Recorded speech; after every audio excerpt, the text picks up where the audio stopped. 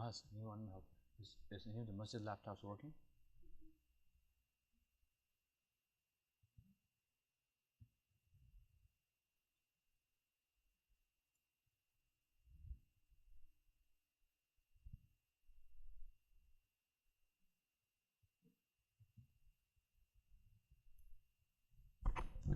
Assalamu alaikum wa rahmatullahi wa barakatuh. May Allah subhanahu wa ta'ala bless you guys for coming on such a cold day. And as you may have realized, the crowd has decreased significantly. A lot of people had to go back to work today. And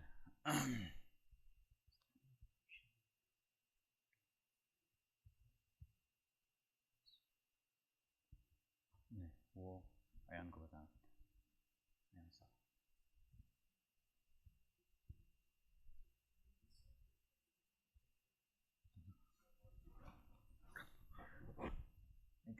आपके पास अयान का number है हाँ text कर दें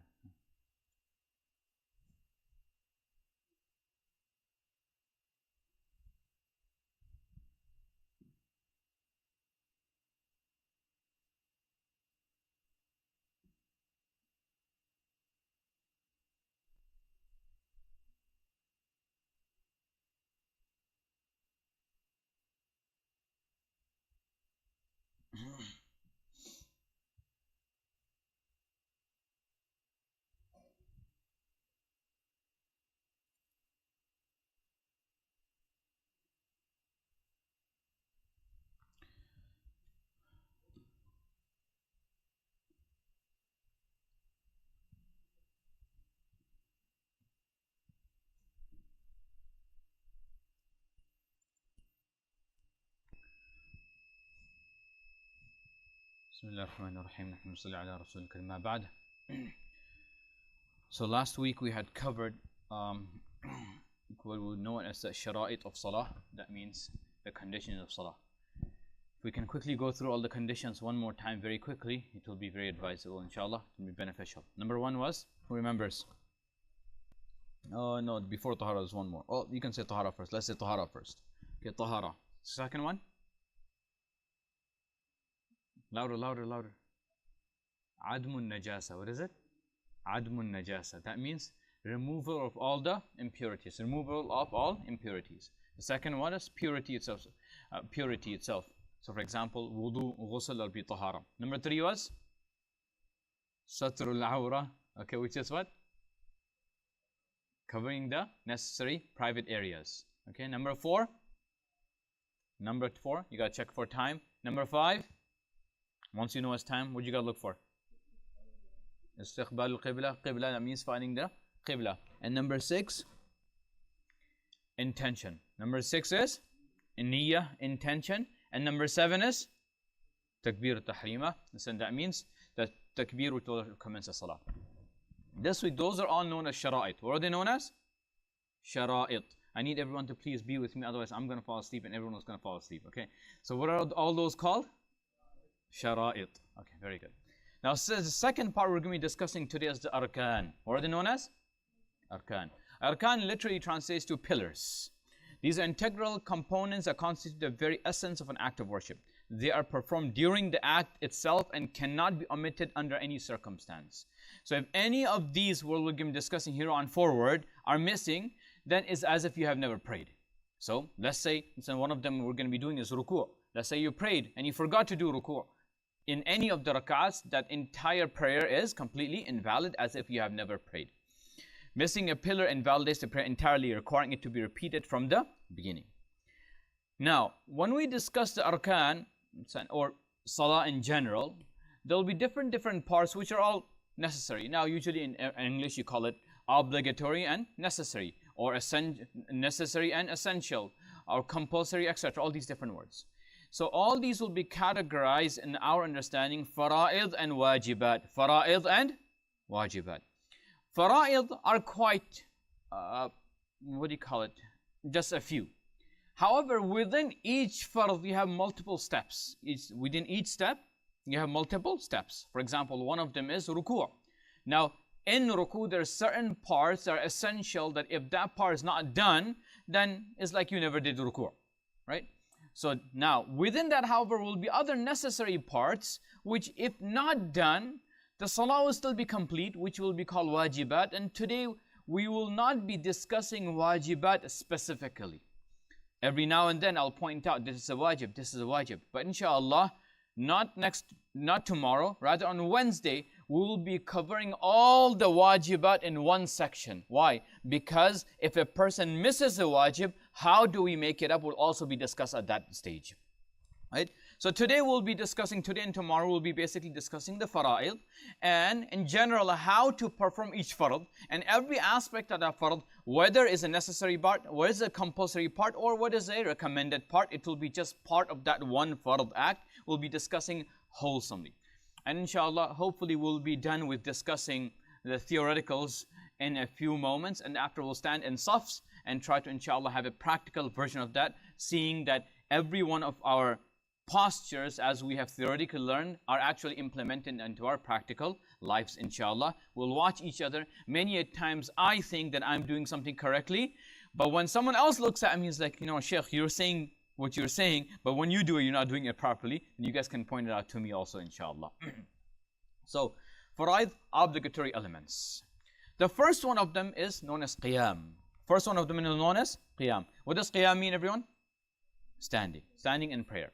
That first part is qiyam. Now, the reason we jumped right into qiyam is because, if you guys remember, when you talked about takbirat al-tahrima last week, we talked about that takbirat al-tahrima, essentially in the Hanafi school of thought, is regarded as an external factor, not an internal factor. And the reason we explained was, once you completed your Allahu Akbar with niyyah, then only your salah has actually started. So if you're in the middle of Allahu Akbar, someone stops you, has your salah started? No, your salah has not as of started. Once you have completed takbirat al-tahrima, now your salah has officially started. Now, physical now. Qiyam.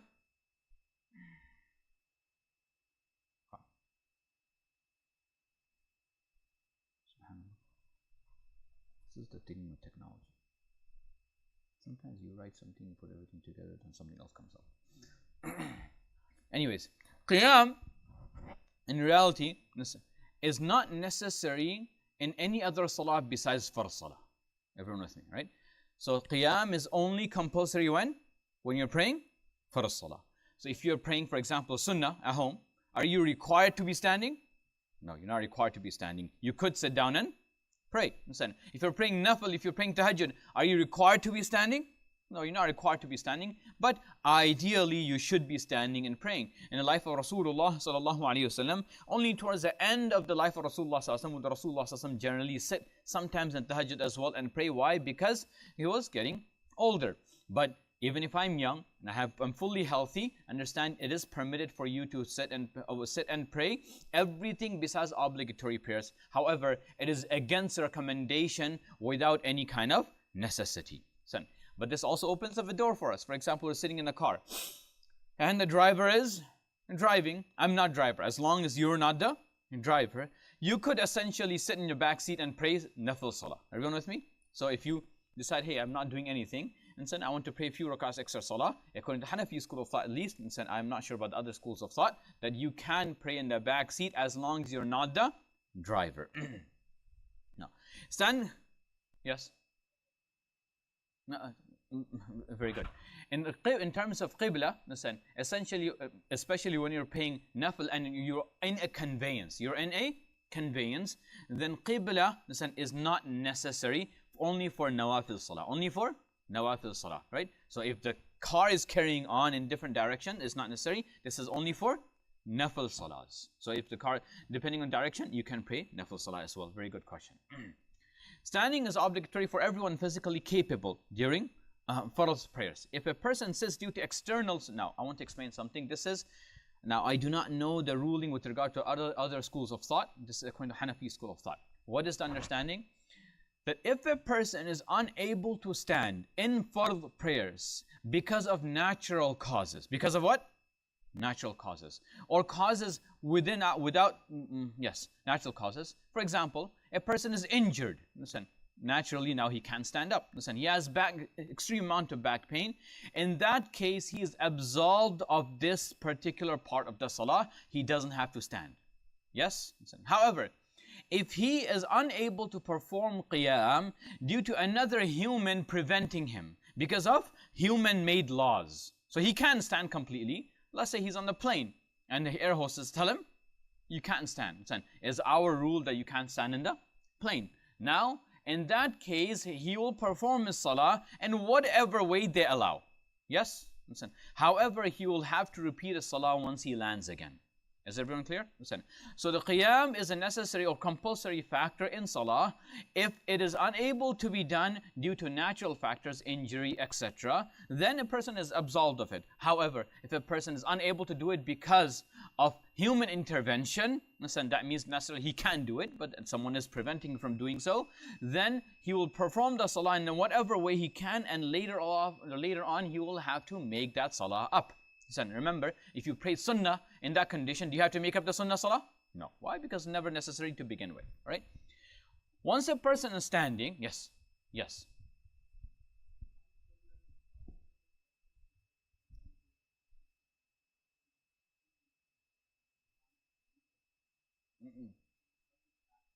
So again, human intervention. So you will pray whatever condition you can, understand, and you'll have to make up. Yes. Oh no. So remember something very good. So when a person prays salah in any condition available to him, then in that case, even if he has to repeat the salah, that salah is not called qada. So now, what is called? It's called jabr. That means making up the deficiencies of the salah that has been left out, and which was not within your control. Qada is when you intentionally or unintentionally completely left out the salah beyond its time, for which case there is sin and for which forgiveness has to be sought. In this case, you tried your best to perform the salah within the capabilities that you had at that moment. Thus, you are not sinful under any circumstance. Yes? Yeah. Okay. Good question. Okay, are those pages still available? Oh no, I have to print them again. Those QR codes. Huh? Yes. So because sorry, Akashiba, it wasn't your fault. But just then we're gonna carry on with the questions, inshallah. Now, proper stance. Once we're standing, there's a few things to keep in mind. If you guys can see, number one says stand up straight, right? So I'm going to stand up straight. Everyone can just look at me. Pretending I'm standing salah. Some people tend to put their head down completely. Some people lax, they'll kind of like sluggishly stand, okay? Some people stand up like this with their heads up. So all these things should be avoided. That's why I mentioned over there, not leaning in any direction. Not leaning in any direction, including the head, should be kept up straight. However, gaze should be done. Look at the place of sajda. Look at the place of sajda. Number 3, fold hands right over left. Fold hands right over left. Number 4, toes should be facing the qibla. Now, a few more points I want to add on top of these. Number 1, folding the hands right over left. Where should they be placed? Right over left should be placed either below the navel, which is, according to Hanafi madhab, the most preferred, or above the navel. The chest is something we do not find the sunnah of Rasulullah to be advised as besides to the woman. The women have been advised by Rasulullah to place it on their chest. Other than that, is either below the navel or above the navel or just in the middle, but not on the chest. Toes should be facing the qibla. Now, how should we tie our hands? There's 3 different narrations. How many narrations? 3 different narrations. One narration says that Rasulullah used to hold on to his arm. You'll find many people holding on to their arms. Another one says that they would place the inner part of the right palm on the outer part of their left palm, which is like this. And another one says that they would be wrist onto the wrist. Now, if a person practices in any one of these 3, technically he is following the sunnah. And the Hanafi school of thought, many scholars of the Hanafi school of thought have tried their best to have a combination of all the 3. And Allah subhanahu wa ta'ala knows best. And the way we explain that people should do it, because they said, hold on to the what? arm. Now if you hold on to the arm here, it's still regarded holding onto the arm. So we say you use 2 fingers at least to hold on to the arm. 3 fingers because one says just placing it on top, so you just place it on top.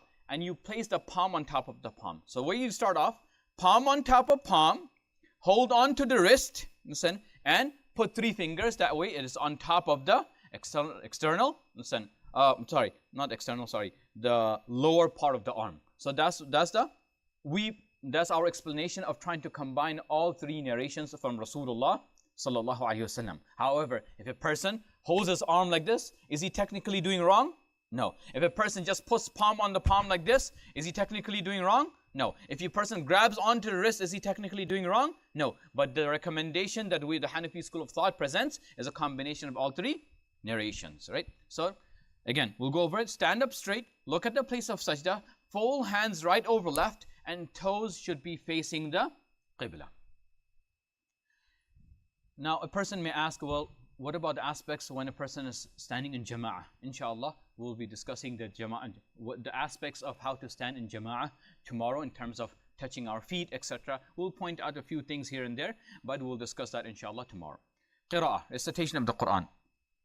In fard prayers, Surah Fatiha, and at least 1 lengthy verse in any 2 rak'ah. Now this gets a little bit confusing. I want everyone to pay attention. So in fard salah, you can either have 2 rak'ahs of fard, 3 rak'ahs of fard, or 4 rak'ahs of fard. Yes, everyone with me? Yes. In the 2 rak'ahs of fard, well, there's only 2 rak'ahs. So you pray Surah Fatiha in each one of them, and you what? And you pray an additional part of the Quran in any of the rak'ahs. Now remember something, qira'ah in general, even if a person reads 1 verse, does the part of recitation which is compulsory, which the salah is valid. However, the salah is, you can say, is deficient. So if a person says Allahu Akbar and he says Alhamdulillahi Rabbil Alameen, is his salah technically valid? Yes. However, it is deficient. It is what? Deficient. So 1 verse is necessary. However, for a person to have a complete salah, he has to read Surah Al-Fatiha and at least 2 what? 2 rak'ahs of the farz salah. Yes? Now, which 2 rak'ahs? Listen, it should be done in the first 2 rak'ahs. But if a person misses it, forgets it, let's say in the 2nd rak'ah, he will have to do it in one of the other 2 rak'ahs. Listen, or the rest of the rak'ah, depending how many rak'ahs the salah has. Right? So in Fajr salah, how many rak'ahs do you have to read it in? 2, because there's only 2 rak'ahs, right? And Dhuhr salah, you have told how many rak'ahs, guys? 4 rak'ahs.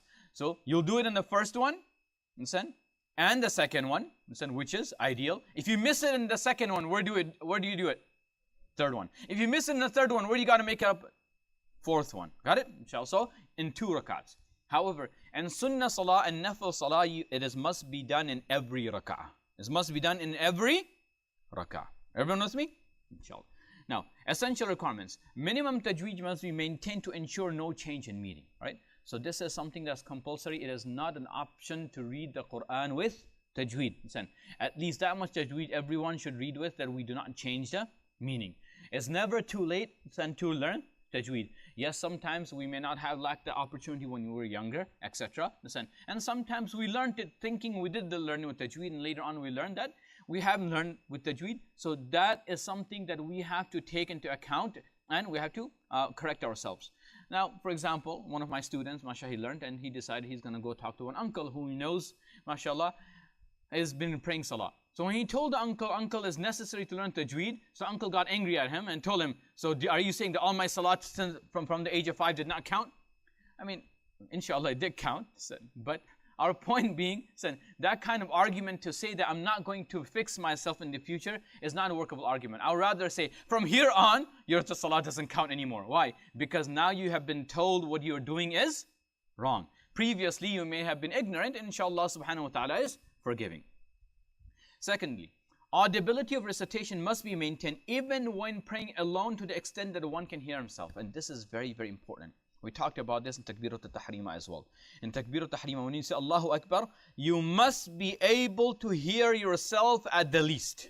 Yes? So you must be able to. Only exception to the rule is any person who has a what? His hearing impaired, or for some other reason.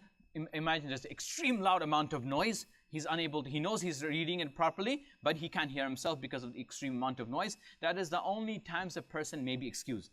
In the same way, every aspect of our salah must be audible to myself. Now, there is an opinion. There is an opinion when it comes to qira'ah specifically, which says, as long as I move my lips and my tongue, as long as I move my lips and my tongue to form every single letter, despite not being able to hear myself, it is still what? It is still valid. Listen. However, it is a minority opinion. Number two, the scholars have taken that opinion into account for those people within the circumstances I mentioned, which is what? They're what? They have their hearing is impaired, or number two, they're in a circumstance where they cannot hear themselves. Otherwise, it is necessary for you to be able to hear yourself at the least. Which one? Okay, lengthy verse in any turqa. Jazakallah khair. In the lengthy verse. The lengthy verse, in simple words, what you do is, you take any 3 ayat of the Quran, short verses of the Quran. Let's say, Inna a'tainaka al-kawthar, fasalli li rabbika wanhar, inna shani'aka huwal abtar. That is how many verses? 3 verses. Now, technically, if you look, and that's almost a line. So, any verse which is about that verse or slightly longer would constitute as a generally a lengthy verse. Now, other scholars have mentioned, and I'll mention this, for those who understand the text of the Quran.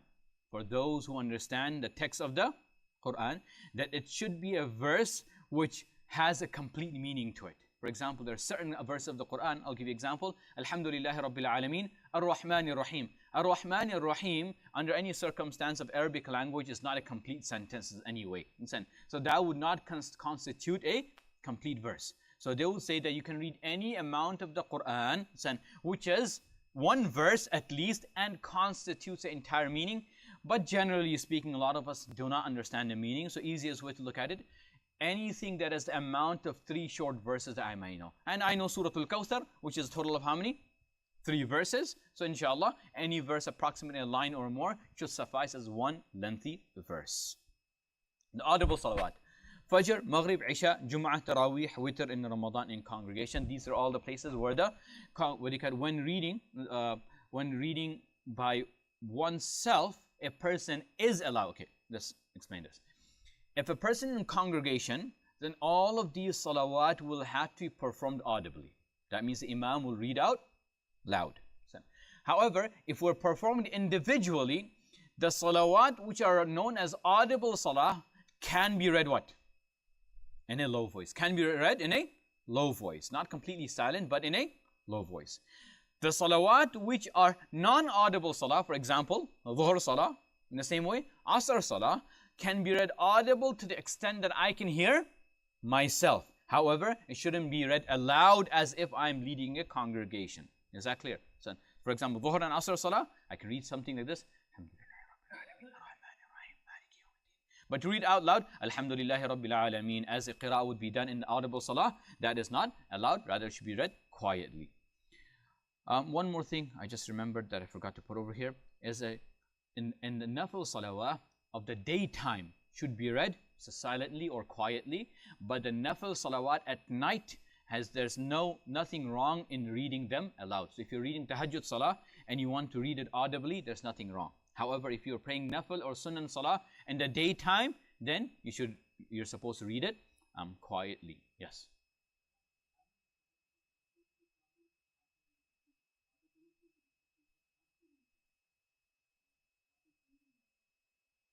Not to the extent. Yes, audibility of recitation must be maintained even when praying alone, to the extent that one can hear oneself. So to the extent that one can hear himself. So if audibility, for example, audible salah has to be done, then everyone can hear. But even if a person is praying alone, then he cannot pray silently. He must be read audible enough that he himself can hear that. That was the point. No.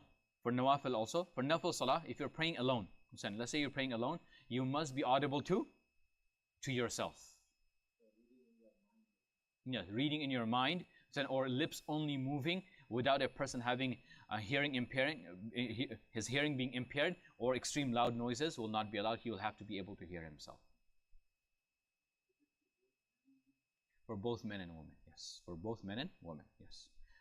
For women, if they're praying audible salah in jama'ah, no, they'll not be audible. They'll only be to themselves. Now, one thing I want to clarify, and this comes the fact that a lot of us, and some, I think of most people sitting here, come from the Indo-Pak background. And obviously in the Indo-Pak background, depending which area you come from, is dominantly one madhab. So either you're all Hanafis or some parts of the Indo-Pak subcontinent is what? Shafi'is exclusively. And thus, everyone learns according to their school of thought.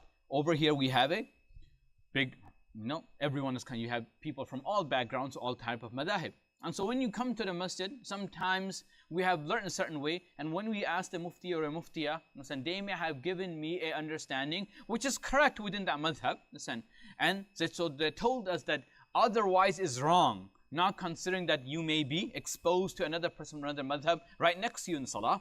And it's important to understand, I put this especially when it comes to qira'ah. Hanafis must be silent in salah behind the imam. So this is with regard to behind the imam. Hanafis will be quiet, whether it's a loud salah or a quiet salah. Whether it's a audible salah or a quiet salah, Hanafis will be quiet. You can read in your mind. You can read in your mind. Why? Because reading in your mind does not constitute qira'ah. Reading in your mind does not constitute what?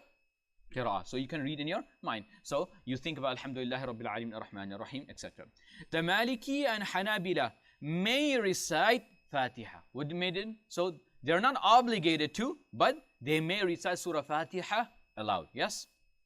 And then the Shafi'iyah must read Surah Fatiha at the least. They must read Surah Fatiha at the least. They don't have a choice. So whether the Imam is reading loudly, whether is the Imam reading quietly, listen, they must read Surah Fatiha, and they are also permitted to add on a surah. They are permitted to add on a surah, but they are not obligated to add on a surah. So that is something to remember. So if you find the next person reading it aloud, you have to be accommodative of him, that he may be from a different madhab.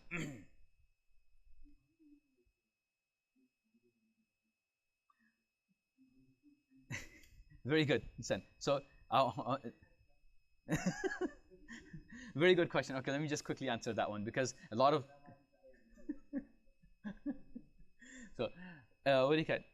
Ideally, the way to realize how a person is a Hanafi, Shafi'i, or Hanbali is whatever your parents are, you carry on being a Hanafi. Listen. However, I want to explain something. There are times and circumstances when you happen to be maybe the single Hanafis living in a what? Entire Shafi'i community. I don't believe we live in such a community at this case. Listen. But in that case, ideally for you to change a Hanafi to whatever school of thought you're going to be adherent at that time and place, is it. You stick to that. Listen, why? Because you have no other source of knowledge. Listen, I understand a person may say, we have all types of social media available to us nowadays. Wallahi, I would rather have a person following his local imam than following some person online, because it's going to cause more fitna and corruption within the community than he would be if he doesn't follow his local imam, etc. Now, also comes down to a person, how attached a person is. Let's say there is a person, he has a job. He was living in, I'll use Dallas. He's living in ICQC community. And then he moves to some state where there's no one over there. And over there he finds whoever he is. And they don't necessarily have an imam who is teaching any kind of fiqh. Then he should stick to one sheikh or one teacher or one scholar who he trusts the most. So if that scholar resides in Dallas, he should continue to ask him all the questions. If that scholar resides in New York and New Jersey, with the availability of all the media that we have, he should stick to that one scholar. Because as soon as he goes into what? Hey, what is the Hanafi stance? Then what's going to happen? He's going to pull up at least 5. I'm giving an example of 5. He may end up with 50 different opinions with the same thing within the Hanafi school of thought. Not only will he be more confused than he started off with, listen, he may cause confusion to other people in the community and the family members as well. So ideally, listen, if you're in a community which has the knowledge available to your madhab, stick to your madhab, and dominantly which is whatever your parents were. Listen, yes? The only time a person has a right to differ from a madhab is when he himself has become so knowledgeable with regard to the Quran and the Sunnah and the statements of the Tabi'een and Tabu Tabi'een and different madhab, that he can say that I am more knowledgeable than Imam Shafi'i, that I feel that Imam Shafi'i was wrong, so I'm going to take on a different stance. May Allah forgive you if you say that statement. Because I believe very few people can claim to have that level of status.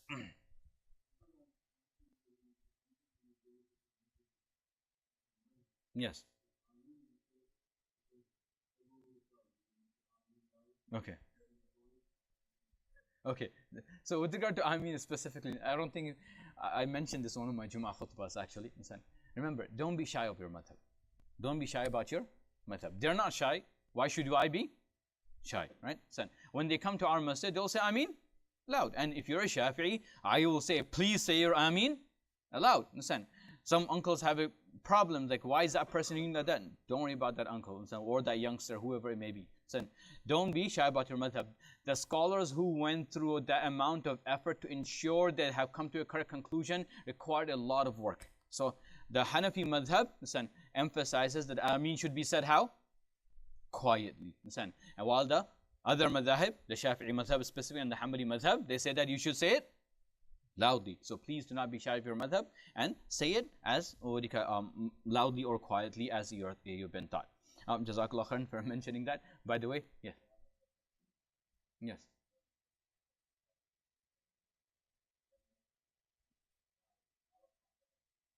Yes.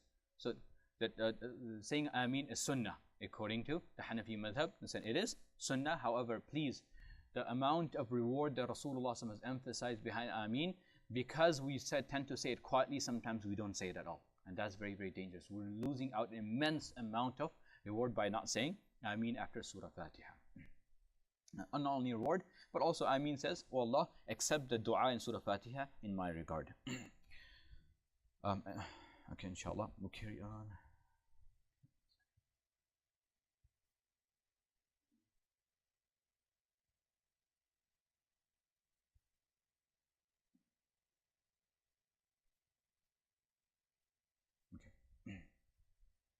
Change your position. Now, change your position from any position to next position. There's some recommendation. Now, change your position is not a what? It's not a farad. But I cannot imagine you praying salah without changing position. So is it what? Is implied farad, so to say. Now, there's few etiquettes with regard to changing position. Initiate the takbir after movement starts, right? So you will say after you start moving, what do you say? Allahu Akbar. So you don't stand. Let's say you're going from standing position to ruku position. So you're not going to continue saying Allahu Akbar and then go down. Rather, you're going to start even slightly and say Allahu Akbar. And ideally, you should finish before you get to the next position. So if you say like Allahu Akbar, by the time you get to the next position, your Allahu Akbar should have ended. Why? Because each posture has its own tasbih. What does it have? Its own tasbih. And so, in the standing position, it's qira'ah, you're supposed to be in qira'ah. During the movement, you're supposed to takbir. Once you get into ruku', and now it's time for the next tasbih, which we'll discuss inshallah, right? Complete the takbir before reaching the position. Ensure audibility. Again, it should be audible to whom? Audible to only myself, not the next person. Allahu Akbar. Quietly only to myself. Follow the Imam closely. In congregation, ensure to be after the Imam as close to his movement as possible. Especially in the Hanafi school of thought, listen, there's no time for delay. The only time you're allowed to delay, according to Hanafi school of thought, and that is also to the extent that you meet the Imam within each posture properly, is, let's say the Imam is praying so fast that you are unable to finish a wajib in the previous posture. And remember, according to Hanafi school of thought, are we supposed to be reciting the Quran? No. So then you have nothing to worry about. Listen, the only time this can apply is between in a 4 rak'ah salah, 3 or 4 rak'ah salah. And you're getting between the second rak'ah and the third rak'ah. Between the second rak'ah and the third rak'ah, you're sitting for tashahhud. And the Imam read tashahhud so fast that you couldn't read tashahhud. In that case, you may continue sitting to finish your tashahhud to get up for the third rak'ah. That seems to be the only position I can think of at this point, where in the Hanafi school of thought you would be delayed in meeting the Imam in the other posture. However, something to remember, all the madhahib, especially the Shafi'i madhab, has a little bit more leniency towards it. Also considering the fact that Shafi'is have multiple things which are necessary in different postures, which they must complete. And thus, if the Imam is praying too fast, the muqtadi must complete those before they catch on to catch on to the Imam. However, this should not be done with regard to things which are recommended, but rather with regard to only those things which are necessary. Raising hands. Those who follow the opinion raising hands must raise them in line with the shoulders. The Hanafi school of thought only raise the hand when? Two times. In the beginning of Salah and in Salatul Witr, right? In Salatul Witr. And both of those occasions, I showed you how to raise your hands. Where should your hands raise to? Either in line with the ears or in line with the shoulders. But in the Shafi'is as well, if you're a Shafi'i and raising your hands for a different posture, your rising the hand should not be till here. It's not anywhere by the stomach. Where should be raised till? It should be raised up to the shoulders. At least till the shoulders, that has to be maintained. Ruku', the bowing position. Yes.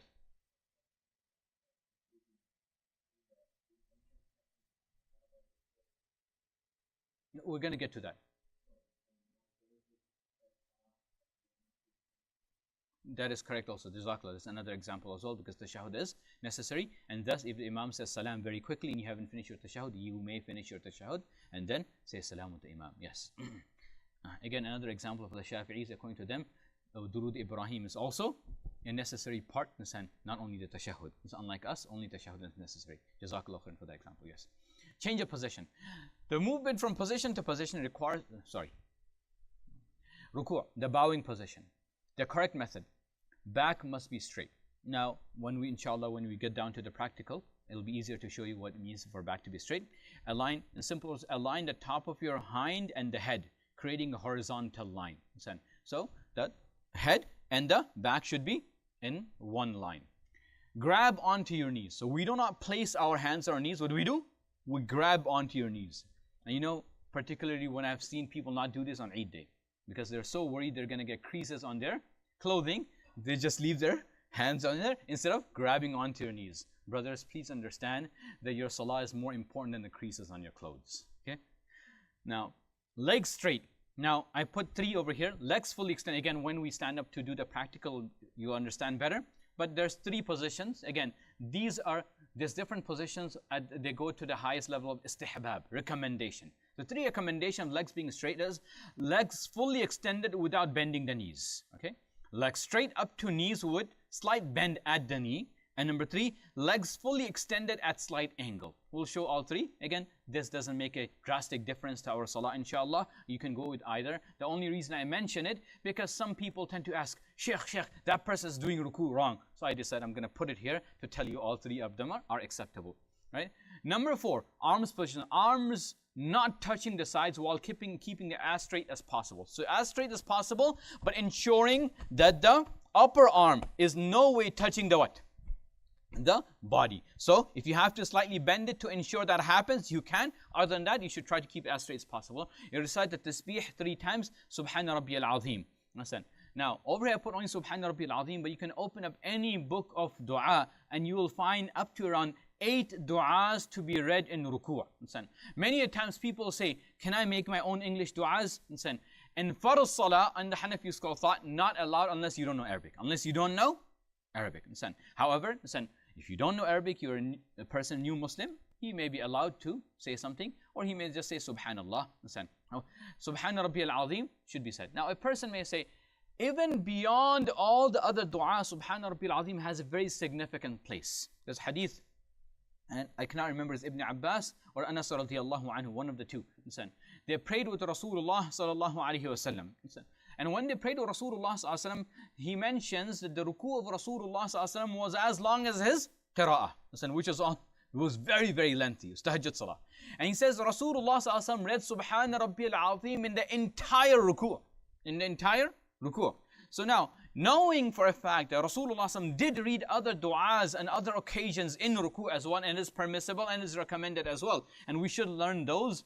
However, understand the status of Subhana Rabbiyal Azim. And the main reason, because Allah says in the Quran, فَسَبِّحْ بِاسْمِ رَبِّكَ الْعَظِيمِ. And thus, this shows that when you're reading Subhana Rabbiyal Azim, not only are you acting upon a sunnah, but fulfilling a command of Allah subhanahu wa ta'ala. Yes.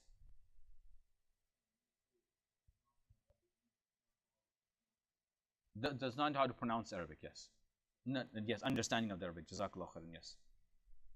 Beyond that, any amount of odd times. Now, there's an important note at the bottom. I think this is very important. let's say a person is new Muslim or anything, whatever the case is, ruku requires bowing at least to the extent that your hands can reach your knees. If you have not done that much, then your ruku is completely invalid, is as if you have not done ruku. If one bends less than that, the ruku is not complete. Now, ruku, the bowing position of woman. Inshallah, today we are, what time is it? 2 o'clock, inshallah, yes.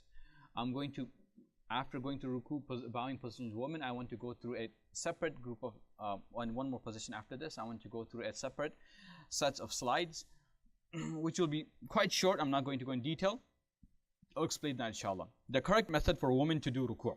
Now understand that in the other madhahib, slightly different. So in the Hanafi school of thought that this is the preferred opinion, that their position, their ruku' and their sujood will be different. The ruku' and their sujood will be different. Number one, ensure to bend until touching the knee. You have to remember the minimum amount of ruku' is what? You must touch the knee. And for women, that's how much they're required to do and they should do. Arms may touch the body. Unlike the men, the arms may touch the body.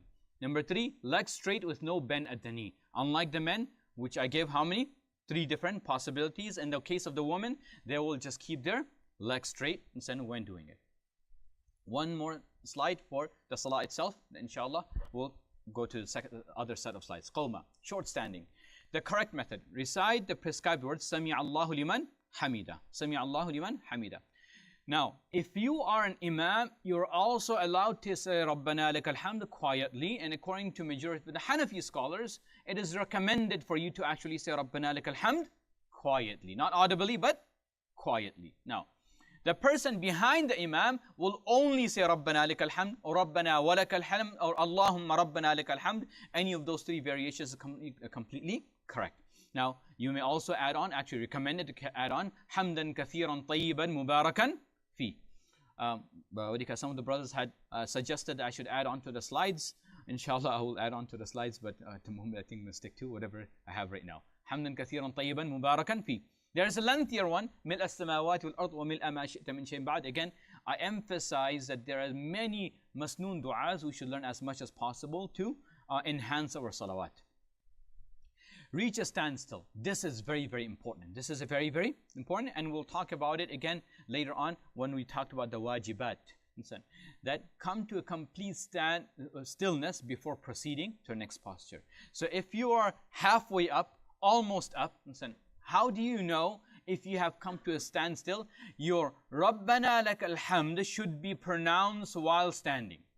Your Rabbana lakal hamd should be pronounced while standing. So the extent of one subhanallah must be in that one posture before going on to the next posture. Otherwise, that posture is invalid, so to say. Is invalid, so to say. Now, last one, stand up straight. Return to a fully upright standing position unless you have some kind of back pain, etc. You should not be bending in any way. Leave the hands untied. Leave the hands untied.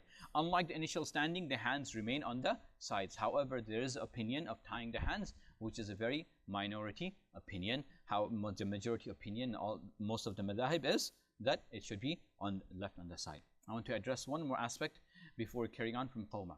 Let's say, I think a common question will be if a person is rushing towards salah, right? And he finds the imam in ruku'. And by the time he gets to the imam is standing up. The moment he hears the imam start his the scene of Sami Allahu liman hamida, his chance of joining the ruku' has ended, right? Now, the reason for this is, this is one of the reasons I said there are wordings for postures and in between postures. So the ideal time for the imam to say Sami Allahu liman hamida is not after he has stood up, but the moment he begins changing his posture from the ruku' to the what? To the standing position. Because if he already stands up, and then he says Sami Allahu liman hamida, what's going to happen to the person coming late? He actually hasn't gotten the rak'ah, but because he was dependent on the imam, he thought what? That he got the rak'ah, but he actually did not get the rak'ah. So it's very important that as an imam, if we're leading the salah, that we should start the Sami Allahu liman hamida as soon as we start changing the posture, coming back up. For me, the person behind, because I can't see the Imam, I'm dependent on the scene of the Sami Allahu liman hamida. The moment I hear that my chance to join the Imam in the ruku' and get the rak'ah has ended. Okay. Yes. Yeah.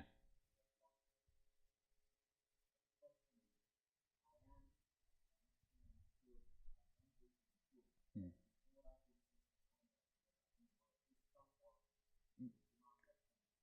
Yes, according to Hanafi school of thought, that doesn't make a difference. But ruku is valid. The rak'ah is counted. Yes. Yes. Remember, the biggest difference between possibly, I don't know about Shafi'i madhab, but I'm assuming, because a lot of things are necessary within Shafi'i madhab, within the arkan. According to Hanafi madhab, the saying of a tasbih within a rukn is a what? Is always a sunnah, with the exception of tashahud. With the exception of tashahud. And thus, if a person misses out that, it does the rukn will still, or that posture will still be valid. Hmm.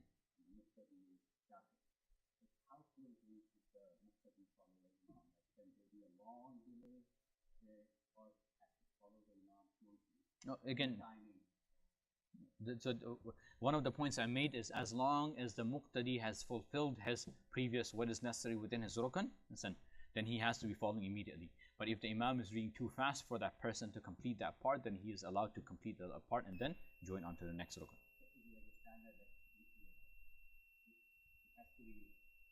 Personal preferences, or is there a standard like they have to, as soon as possible, join? As soon as possible. Align with the Imam as soon as possible. As soon as possible. Yes. Yeah.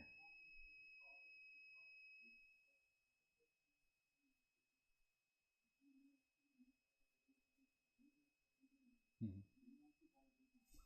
Yes. Well, in that case, that person, with all due respect, I'll keep both people in consideration. The person who's supposed to be following the Imam is supposed to be following the Imam, not the person next to him. So the reason I don't keep that into account, actually, about 4 questions came to me with regard to disruptions, right? One of them was a person reading qira'ah next to you. I said, well, with all due respect, that person is responsible for in salah, and you have to respect the other person reading qira'ah. That's also disruptive. Second thing, another question came to me, and this one I found very unusually funny. But anyways, when you sit in tashahud, different people have different methods. According to Hanafi's madhab, you just pick it once. Others pick it every time they say Allahu Akbar, you're supposed to say it. According to Maliki madhab, you're supposed to keep it up, and every time you say Allah, you move it sideways. Understand? So for some people, it's like, hey, that bothers me to see the other person just fiddling with his finger. So all these means of disruption, as long as the person within his madhab, is something that we have to be ready to accommodate. So that's something, yes. Now, because one thing we have to understand is, we don't know how genuinely that person needs to be as late as he is. And that's a judgment I can't make, as you can't make. And that's the tough part.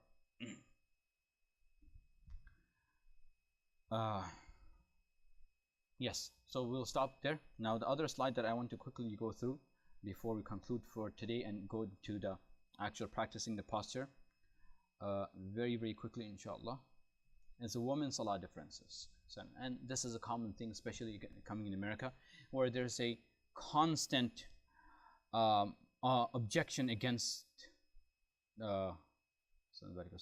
women praying slightly differently. One moment.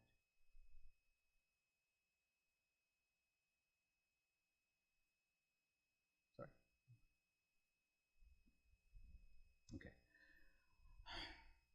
So today, all I'm going to do is, remember, we're not going to take too long on it. I'm going to take a few excerpts from different ahadith of Rasulullah sallallahu alaihi wasallam, and then answer the one question which everyone brings, that Nabi sallallahu alaihi wasallam said, "Pray as you have seen me praying." How do you answer that? Inshallah, we'll end up. We're not going to go into all the details, right?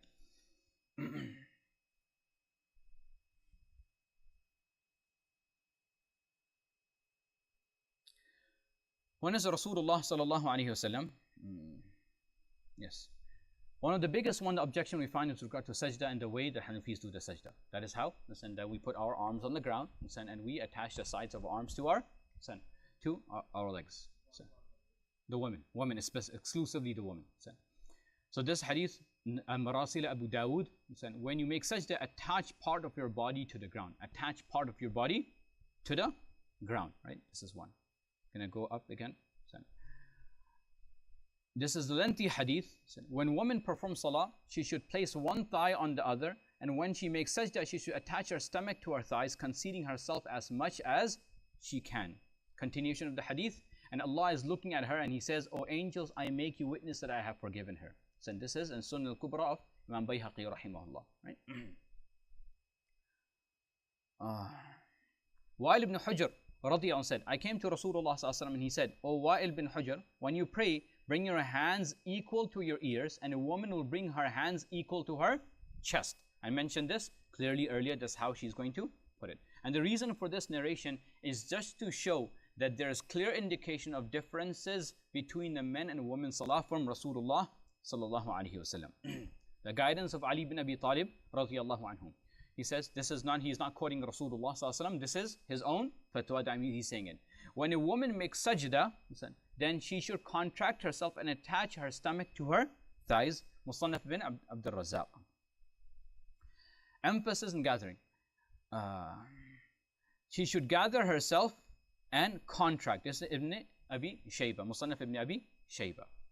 Now, all these ahadith of Rasulullah sallallahu alaihi wasallam are found. Now, one of the main reasons there seemed to objection, there was in recent past, there seems to have been push that only if you find it in certain books of hadith are they acceptable narration to be practiced. All those books of hadith, however, were written after the four fuqaha had formed their madhabs dominantly. So now, from this we come to understand a lot of the proofs that were used by the earlier fuqaha. By whom? The fuqaha in the different madhahib. They were beyond the classification and the codification of what the muhaddithin did in a later stage. And thus, to say that every aspect of the conclusion they had reached is to be measured by these latter day muhaddithin, not latter day our times, just latter with regard, considering the fuqaha, has to be correct. That is incorrect methodology, especially when we have considerable evidence that there are differences between a men and women's salah. However, a person may say, that what about the hadith of Rasulullah sallallahu alaihi wasallam that pray as you see me praying? Now we have to listen to the entire hadith of Rasulullah sallallahu alaihi wasallam, which is as mentioned here. Subhanallah.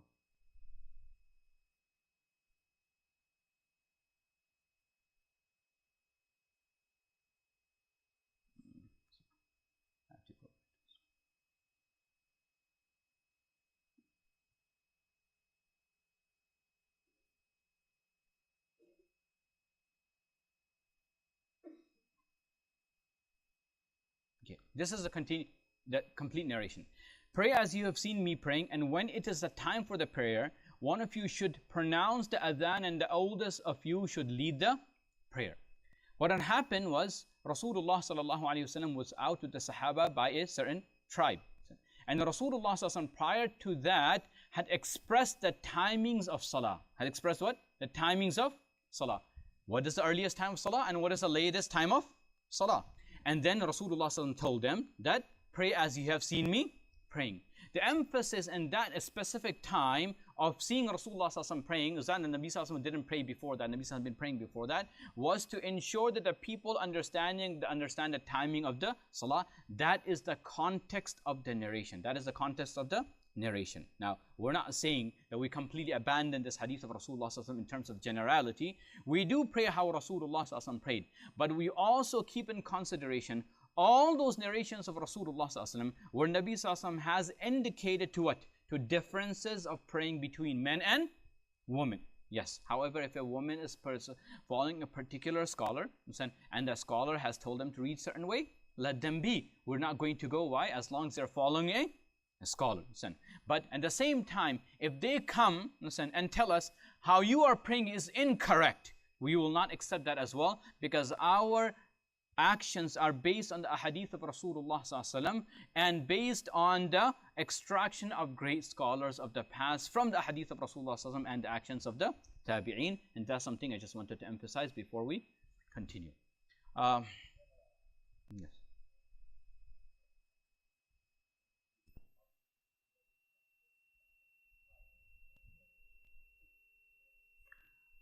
Not to my knowledge, but I would not be. I'm not deny the existence of it, but I would deny my knowledge. Yes, I do not know. I'm going to. I do not know. Yes. Okay, I'm going to go through a couple of questions here, and then inshallah, the most important part, which is the practical, unfortunately that's getting delayed. Again, there's quite a few over here questions that doesn't have to do directly with our topic. So please, I apologize for not addressing those questions. Some other time may be better for addressing those questions.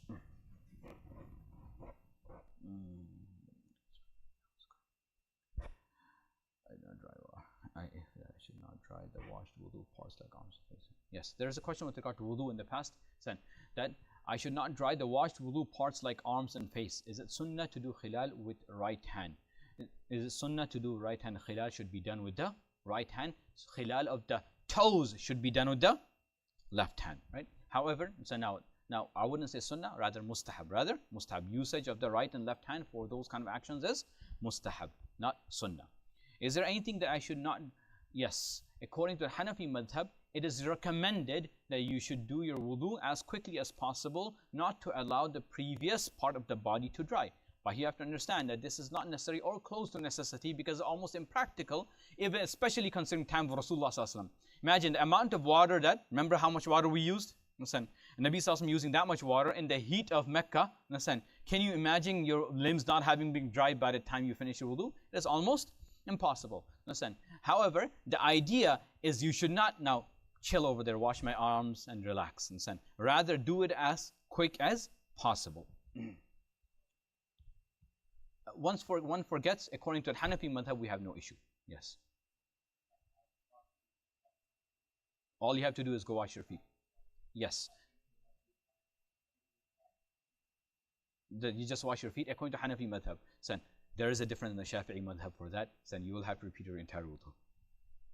Okay? Yes. Well, yeah. Yes, pretty much. Yes. The main reason being, who are you to say that something is wrong, unless you have enough knowledge to say that it's wrong? Yes. Yes. While doing wudu, can the 3 times washing can vary? Some say it just has to be odd numbers. Even if one time, no. There's a clear hadith of Rasulullah ﷺ where Nabi ﷺ said that washing once is compulsory. Washing twice is the sunnah of the previous messengers. And washing 3 times is my sunnah. Anything beyond this is extravagance. Is what? Extravagance or wastage, right?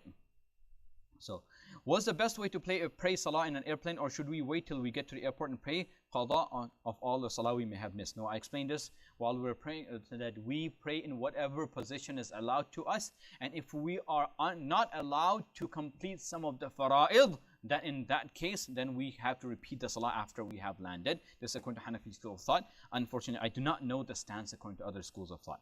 What's the best way to pray salah? Oh, what just happened?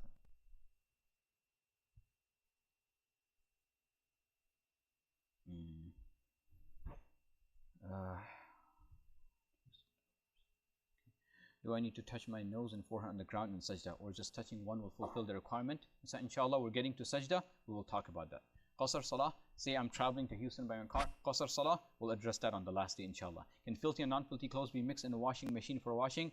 Yes, we explained that as long because the washing cycle, whether 1, 2 or 3, does a general idea, which is the extraction of the water which has filth in it, it will be regarded. The only time you will have to do the repeated is if you take the clothing out and there's still a stench of what? Stench of impurity on there. In that case, remember, then everything has to go in the cycle again.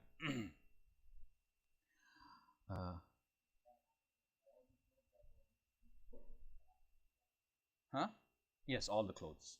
Because the presence of one impure garment in the water itself will impurify the water in a sense, and after all of them will be regarded as impure. As chemicals are harmful, permissible to wash out the filth? Yes, it is. For example, bleach. Bleach is typically, in a sense, harmful to the body. However, can you use to pray? Yes. Clean? Yes, you can. What defines sick that gives the relaxation doing tayammum while the water is available? Some people use laziness as an excuse to do tayammum. Remember something, Allah subhanahu, there's parts of Sharia with Allah subhanahu wa ta'ala has left to the person involved in the situation, called ra'yul mubtala bihi. Even a doctor can never tell how much pain truly you are in. I'm in a lot of pain, and we can only understand to the degree how much pain you are in. You are a judge between you and Allah. Depends how much you fear Allah for you to make a judgment call at that moment.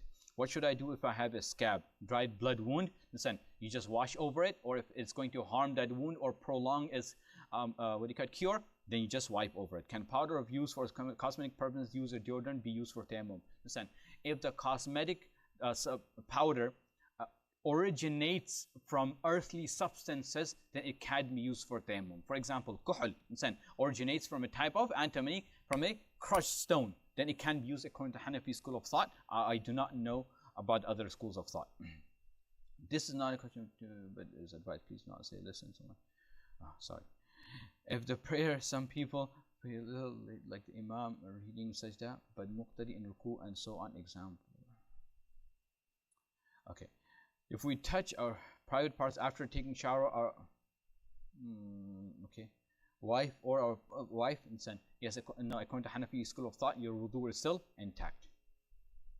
When a woman pray by themselves or at home, do they pray all their prayers out loud just enough to hear themselves? And for the prayers that are typically prayed out loud in jama'ah, the masjid, do they also have to pray those out loud at home, or still just enough for themselves here? Women will always recite it to the extent they can hear themselves.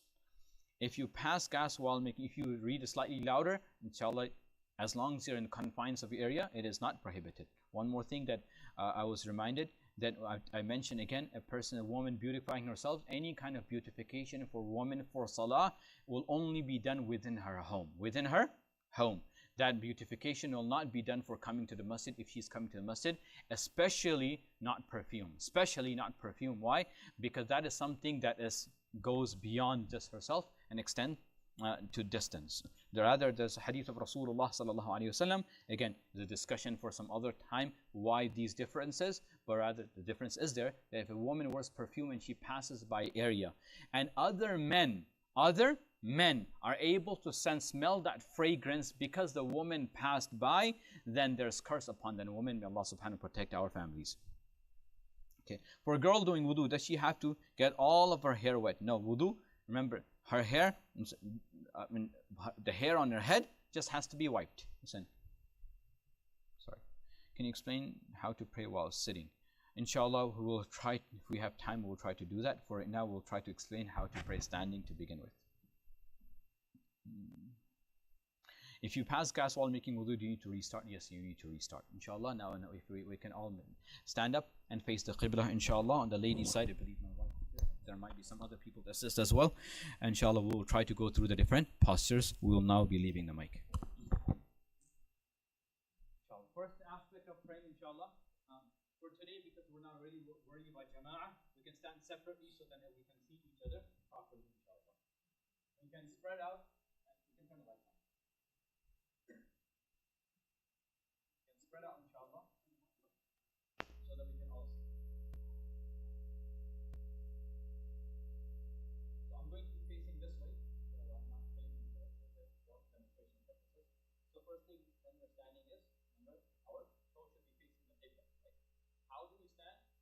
A normal stance for me, shoulder up. I don't have to go wide, and I don't have to be close together. Sorry, yes, for that.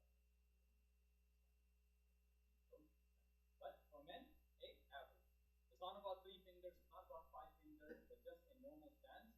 But toes facing the Qibla, not like this. And once we have that, and we're going to do niyyah, which should be in your wajjahtu wal-qibla fatara as-samawati wal-arda hanifa wa ma ana min al-mushrikeen. We do not remember that entire verse. The main thing we should say in our mind, or even audibly, I'm focusing my mind towards you, O Allah subhanahu wa ta'ala. And that is also, remember, intention is not a verbal, but it is recommended to verbalize it just to bring our focus towards Allah subhanahu wa ta'ala, especially if we have trouble focusing. Then, now, when we say Allahu Akbar, Allahu Akbar will be said once my hands have already been lifted. My hands have already been lifted. It's not necessary for my fingers to touch my ears. Or should I lift my hands? Click here. Either click here, a little bit lower. A little bit higher. Yes, a little bit higher. Yes, between the ear and the arm. A little bit hard. Easiest way to feel it. If you can feel it in your back, you're doing it correctly. If you can't feel it in your back, you're probably not doing it correctly. A little bit higher. So once it's up, then you say Allahu Akbar and fold your hands. Okay? Now fold your hands the way I recommended. 3 fingers. Put this around this, and then the palms on top of it. However, as I said, if a person holds his arms like this, or just places like this, your salah is still valid. Recommended according to Hanafi school of thought is when? Under the what? Under the belly button. Everyone can see it? Under the belly button, right? It can also be done above the belly button. Your salah is completely valid. Something that's exclusive to the ladies is praying like this. The person puts it on his stomach, it's still valid. There are very few narrations mentioned, but there are narrations of Rasulullah placing it where? Under his chest. Under his chest. So his chest is here, under his chest, not on the chest. So all those 3 are allowed. Once you're holding it, then you should read Sana. Subhanak Allahumma wa bihamdika wa tabaraka ismuka wa ta'ala jadduka wa la ilaha ghayruk. I forgot to mention, you should be looking at the place of where you think you would do sajda.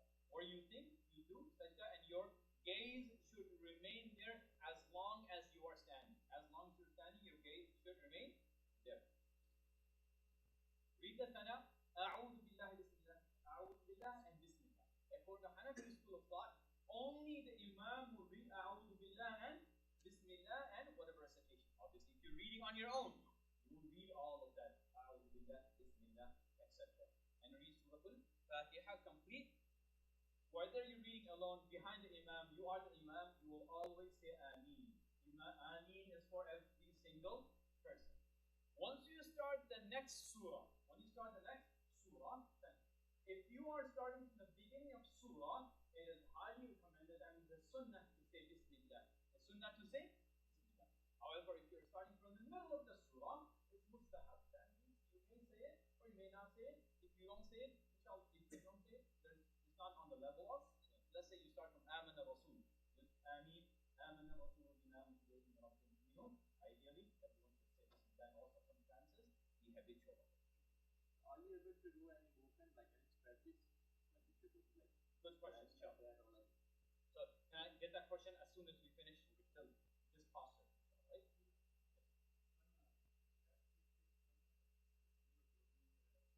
Ma'am, yes.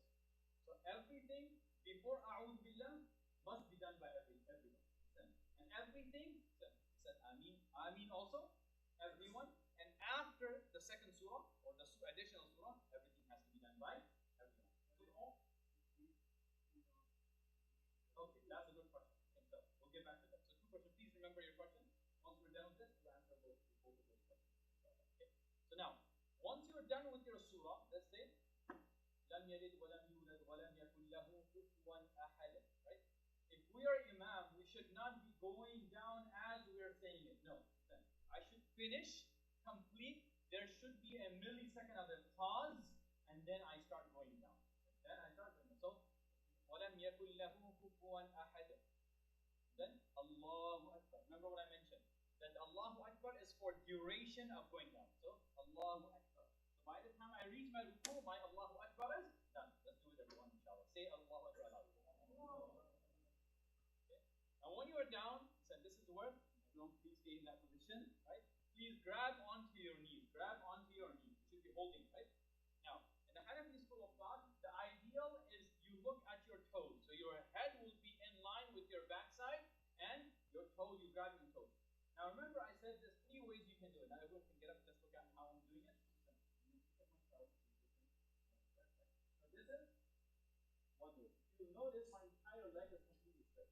My entire leg is straight. What this will cause me to do is it will cause me to move slightly forward to ensure my leg is straight. And so what is, I'll bend my knees slightly. The bottom part of my leg will be completely straight in line with my heel, but then it will be slightly bent. Other one is I'll be slightly going back, it will be at an angle, but the entire leg will be straight. All this is correct. My arms need to be in a position as a man that my upper arm is not touching my is not touching my body, that is necessary. Nabi Sallallahu Alaihi Wasallam has clearly stated that the part should not be touching. So if I can keep my arms straight while doing that, do so. If you cannot, then you will have to bend your elbows to ensure that those parts are not touching. Alright? Now the back, if you can see me, you guys can bend me how straight my back is. My head should be in line with my buttock. My head should be in line with my buttock. Am I correct? Yeah.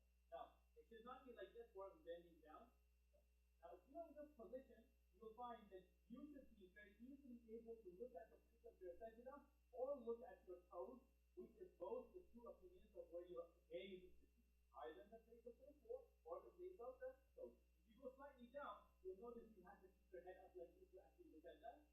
That's right. So, back, straight, arms slightly out, and then looking at the place of sajda or just looking at your toes. Any questions? Does everyone just be fine?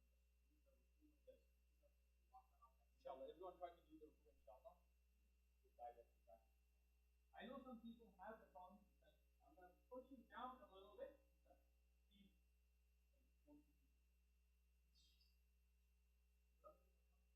So some of us who may not be accustomed to doing it, let's inshallah try. You can feel your own a little bit more down, try it. Some whoever has resistance to it, a little bit more down.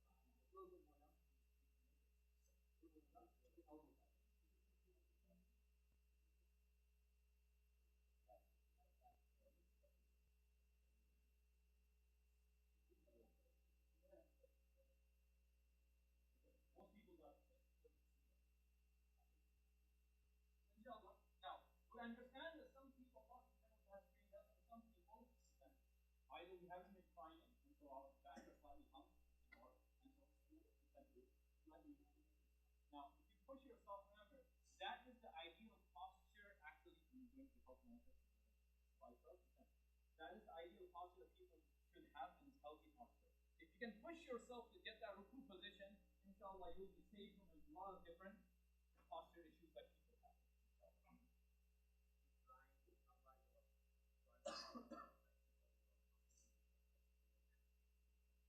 Okay, last thing, inshallah, I want everyone to go back to ruku one more time. That's right. Now, when we get up, what we're going to try to do is try to time our Sami Allahu liman hamda as we get up. That's your point, right? And if you're muqtadi, you're going to time your Rabbana lakal hamd. Let's start. Sami Allahu liman hamida. Okay. Now, when you get to that position, you should be relaxed. You can read Rabbana lakal hamd hamdan kathiran tayyiban mubarakan fi. Obviously, for muqtadis, we will have to read it as the Imam is getting up. And if we're not muqtadi, I'm the Imam. By me saying Rabbana lakal hamd, what will it ensure? That I'm standing there long enough to ensure that posture is correct. Usually, the best way to make sure every posture is correct is to ensure you read some kind of tasbih in every posture. Because the posture that will force you to do what? Stand or stay in that posture. I think that's it for today, inshallah. Questions?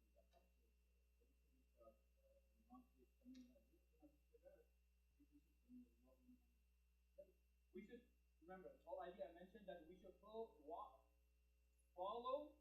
after him as closely as possible. Remember, so you always have to be behind him, never in front of him, as closely as possible. So if you think you're going to put yourself into a position by being together with him, so just wait. So maybe I would say, maybe what I do is when I hear the Allah, I start getting him because by the time you say Allah, that's my ideal recommendation. Right?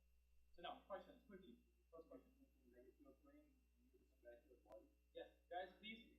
Guys, let's be respectful of all the questions, please. If someone needs to go, they're allowed to go, inshallah. If a person needs to scratch, there's something called amal al-tafsir. And according to huh? Oh, never mind. I don't know if they're done. So I don't want to bother them. Inshallah, we'll cover that again. I'll quickly cover it right now. So, if anyone wants to sit with me. So now, amal al-tafsir